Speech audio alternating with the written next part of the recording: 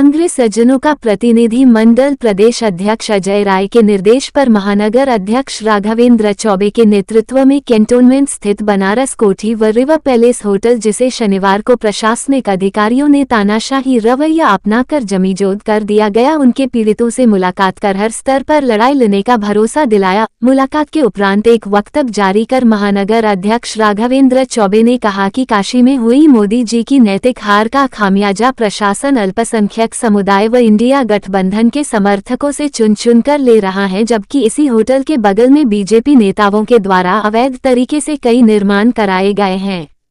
प्रशासन के अंदर सुचिता है तो उस पर भी ध्वस्तीकरण की कार्यवाही करे, अन्यथा माना जाएगा कि मोदी जी व योगी जी के नैतिक हार का बदला प्रशासनिक अधिकारी अल्पसंख्यक समुदाय व इंडिया गठबंधन के सहयोगियों से ले रहे हैं। होटल का निर्माण वर्ष 2002 है, जबकि प्रशासन द्वारा उस क्षेत्र को ग्रीन जोन 2014 में घोषित किया गया है। हम कांग्रेस के लोगों की संवेदना पूरी तरह से पीड़ित लोगों के साथ है, उनकी हर लड़ाई में हम सबकी भागीदारी रहेगी।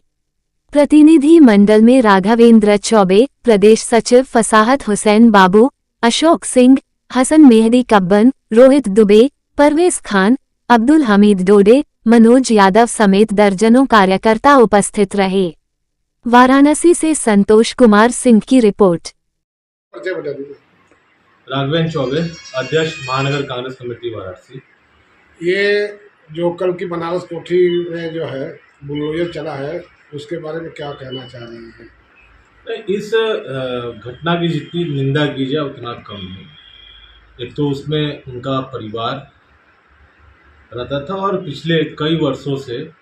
करीब 2002 से वो लोग होटल बना करके वहाँ पे अपना व्यवसाय करके अपने परिवार की जीविका का निभा रहे थे, जिम्मेदारी को निभा रहे थे। लेकिन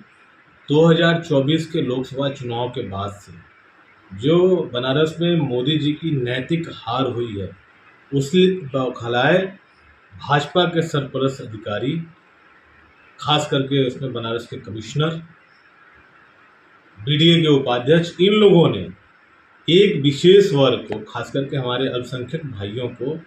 अपने टारगेट पे बना रखा है, अपना नंबर बढ़ाने के लिए,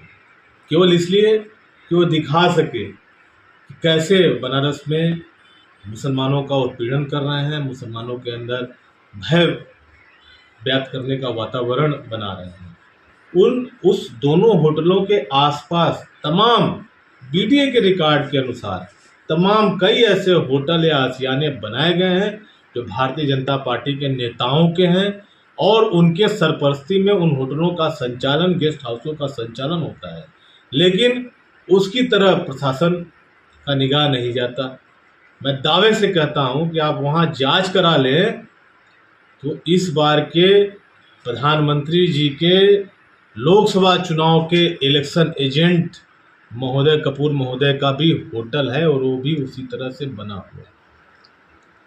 हम कांग्रेस के लोग हैं, हर अन्याय के खिलाफ डट करके हम लोग खड़े हैं। जहां भी गलत होगा, हमारे प्रदेश अध्यक्ष जी ने आज हम सभी को, हमारे प्रदेश सचिव फसाहत बाबू जी को, और संख्यक कांग्रेस के हमारे प्रदेश महासचिव जी हैं हसन मेहदी कब्बन जी, विधि प्रकोष्ठ के हमारे प्रदेश उपाध्यक्ष अशोक सिंह जी, परवेज खान है हमारे सेवा दल यंग ब्रिगेड के शहर अध्यक्ष, हम सब लोगों की अगुवाई में हम सब लोग वहाँ अजय राय जी के निर्देश पे आए हैं और ऐसे परिवार के साथ हमारी संवेदना है। और हम सरकार से मांग करते हैं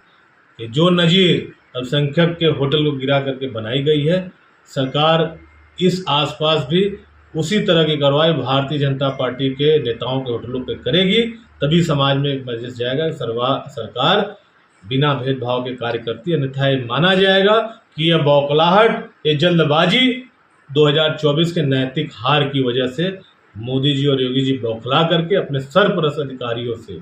एक कृत्य करा रहे हैं। और जिस तरह से एडीएम सिटी महोदय ने होटल के मालिक को अपने सर से चोट मारी है, इसकी जितनी निंदा की जाए कम है। मैं निवेदन करना चाहता हूं सरकार से और मांग भी करता हूं कि ऐसे अधिकारियों के खिलाफ सख्त से सख्त धाराओं में कार्रवाई हो, ताकि ये आने वाले समय के लिए नजीर बन सके। प्रदेश सचिव उत्तर प्रदेश कांग्रेस कमेटी फसाहत हुसैन बाबू, क्या कहना चाहेंगे? कल कैंटोनमेंट क्षेत्र स्थित बुद्ध विहार कॉलोनी में कोठी पर जो बुलडोजर चल रहा था वीडियो पर, निश्चित तौर पे हार से बौखलाई हुई भारतीय जनता पार्टी एक विशेष संप्रदाय के खिलाफ एक हीन भावना से कार्य करते हुए, जबकि उसी वर्ना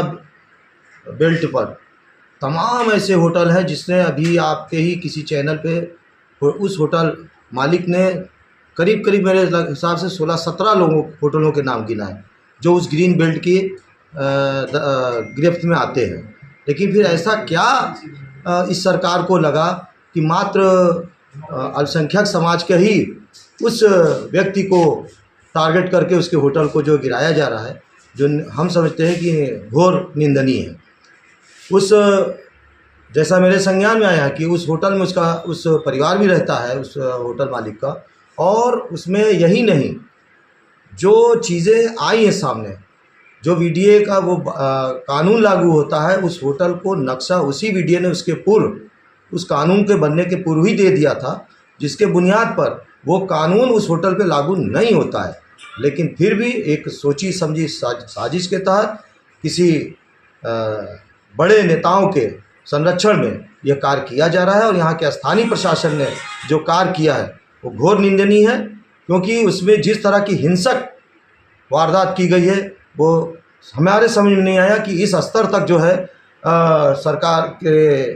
सानिध्य में प्राप्त यहाँ के प्रशासनिक अधिकारी करेंगे। हो सकता है इनका उनको कोई तोहफा मिले। मैं अपने कांग्रेस पार्टी की तरफ से इस कृत्य की निंदा करते हुए मैं उस होटल मालिक को यह आश्वस्त करना चाहता हूं कि निश्चित तौर पे कांग्रेस पार्टी का प्रत्येक सिपाही उनके साथ खड़ा है, और आने वाले दिनों में हम समझते हैं कि हमारे प्रदेश अध्यक्ष माननीय अजय राय जी भी इस लड़ाई में हमको आगे और ले जाके इस लड़ाई को लंबी लड़ाई लड़ी जाएगी। हसन मेहंदी कहवन, प्रदेश महासचिव, उत्तर प्रदेश कांग्रेस कमेटी अल्पसंख्यक। पीडीए के द्वारा कल कैंटोनमेंट क्षेत्र स्थित बुद्ध विहार कॉलोनी में जो कार्रवाई की गई है, उस संबंध में क्या कहना चाहिए? कार्रवाई की हम सब कांग्रेसजन कड़े शब्दों में निंदा करते हैं। जहां तक कार्रवाई की बात है, वीडियो जो ये प्रचलन चला रहा है, पहले वीडियो स्वयं नक्शा स्वीकृत करता है और उसके बाद 4 साल 6 साल 8 साल बाद उसके बुलडोजर से उसको गिरा दिया जा रहा है। जब आपने नक्शा स्वीकृत किया तो वीडियो के अधिकारियों के खिलाफ क्यों नहीं कार्रवाई हो रही है कि नक्शा कैसे स्वीकृत किया गया? आपको बता दूं, पूर्व प्रशासक हमारे बाबा हरदेव सिंह बनारस में थे। अर्दली बाजार पुलिस चौकी से ठीक सटा पांडे कॉलोनी है, जो कि भाजपा के पूर्व मंत्री ने नगर निगम की पूरी ज़मीन पर अवैध कॉलोनी बना के, और वो कॉलोनी फल फूल रही है, जो कि हरदेव सिंह जी ने उस कॉलोनी का पूरा नक्शा निकाला था कि नगर निगम की ज़मीन है और उसमें कई कुआं भी है, और उन्होंने प्रशासन को दिया था, लेकिन उस पर कोई कार्रवाई नहीं। तो ये बदले की भावना से कार्रवाई की जा रही है, इसलिए कांग्रेस के लोग हर तरीके से पीड़ित के साथ हैं।